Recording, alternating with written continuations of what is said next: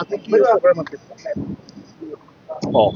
মই UPPL যোগদান কৰাটো ১.৫ মাহমান হ'ল আৰু কাম কৰিবৰ কাৰণে মোক সুযোগ দিছে UPPL সভাপতি BTC শ্ৰী প্ৰমোদ বড়ো ডাঙৰীয়াই মোক সৰ্বজোৰা সমষ্টিৰ ইনচাৰ্জ হিচাপে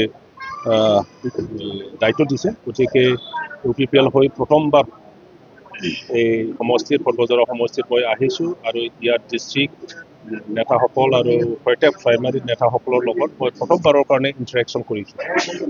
কালি দেখা গৈছে যে হাগ্ৰামা মহিলাৰ চিৰাং দুৱাৰত কৈছে যে এপটো অধিৱেশনত মুছলমান মানুহক পইচা দি আপোনালোকে লৈছে বুলি কৈছে। ইয়াৰ ক্ষেত্ৰত কি ক'ব? মইতো এপছো নহয়, মই কি ক'ম? এপছো আৰু UPPL মিলি লোৱা বুলি কৈছে।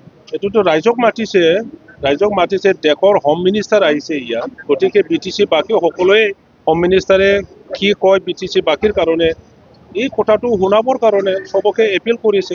ইয়াৰ অকল মুছলিম মানুহ নহয়, অকল বড়ো মানুহ নহয়, নেপালীও আহিছে, ৰাজবংশীও আহিছে, চব জনগোষ্ঠী আহিছে, আদিবাসী আহিছে, হিন্দী স্পিকিং আহিছে, অসমীয়া মানুহ আহিছে, মাৰোৱাৰী মানুহ আহিছে, চবেই আহিছে। ইয়াতনো মুছলিম মানুহসকলক কিয় টাৰ্গেট কৰিবলৈ কথা কৈছে। আৰু দেখা গৈছে যে যিহেতু আপোনালোকৰ BPF আৰু UPPL এটা মিত্ৰতা হোৱাৰ কথা কৈছে, মানে গোটেই এটা টিম হোৱাৰ কথা কৈছে। দুবাৰ চলি আছে, ইয়াত কিমান দূৰ ইয়াৰ সম্পৰ্কে কোনে কৈছে কোৱাটো?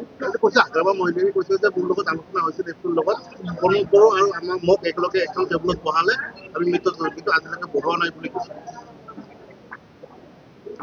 আলোচনাটো এপছুৰ সভাপতি ডাঙৰীয়াই আহ্বান জনাইছিল আৰু সেইটো লৈ পেলাই BPF আৰু UPPL নেতাসকলৰ মাজত 3বাৰমান আলোচনা কৰা হৈছিল আৰু সেইটোকে লৈ পেলাই হাগ্ৰামাৰ যিটো ৰিয়েকশ্যন যে তেখেতৰ কয়েকজন ইউথৰ নেতাসকলৰ দ্বাৰা যিটো কথা ক'লে আপোনালোকেতো শুনিছে, চবে BTC বাকী দেখিছে, প্ৰহ্লাদ বসুমতাৰী, কাষ্টম বসুমতাৰী সিহঁতৰ দ্বাৰা নিজৰ মনৰ কথাটো ব্যক্ত কৰিছে। মানে এইটো একো নহয় যে BJPৰ পৰা অক্সিজেন লৈ পেলাই UPPL চৰকাৰ গঠন কৰিছে, এতিয়া অক্সিজেন নাইকিয়া হ'ব যেন লাগিছে। ইয়াৰ কাৰণে BPFৰ অক্সিজেন লৈ পেলাই যাই থাকিবৰ কাৰণে সেই আলোচনাটো কৰিছে, এই কথাটো কৈছে। গতিকে তেখেতে মিলন হোৱা বা একগোট হোৱা এইটোতো নিবিচাৰে। আচলতে তেখেতৰ হাগ্ৰামা এই ক্ষেত্ৰত আচলতে গেম খেলিছে নেকি, এলায়েন্স নহওক যাতে এনেকৈ কৰিছে? সেইটো তেখেতৰ ষ্ট্ৰেটেজি। আমি এতিয়া UPPL ফেমিলি হ'ল, UPPLৰ কোনো আঘাত নাহে, তেখেতে কি ভাবে কি কৰি থাকক।